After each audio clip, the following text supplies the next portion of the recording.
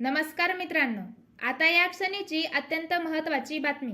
जून महिन्याच्या शेवटीला पाऊस ओढ देणार, भारतीय हवामानशास्त्र विभागाने वर्तवला अंदाज। तर कोकण, नाशिकसह पूर्व विदर्भामध्ये उत्तम पाऊस होईल असे सांगण्यात आले आहे।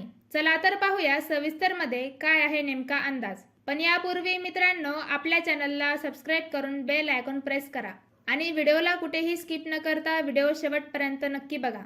तर मित्रांनो, सध्या काहीसा कमी झालेला पाऊस जून महिन्याच्या अखेरीस जोर धरू शकतो।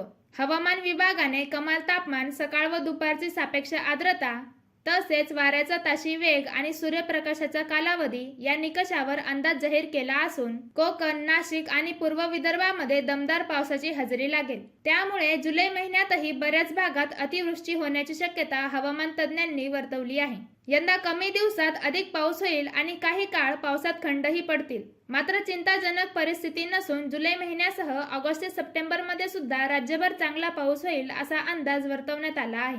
तर मित्रांनो, व्हिडिओ आवडला असेल तर व्हिडिओला लाईक करा आणि हवामानाच्या प्रत्येक ताज्या अपडेट जाणून घेण्याकरिता आपल्या चॅनलला सबस्क्राईब करा। तर पुन्हा भेटूया पुढच्या नवीन हवामान अंदाजासोबत। धन्यवाद।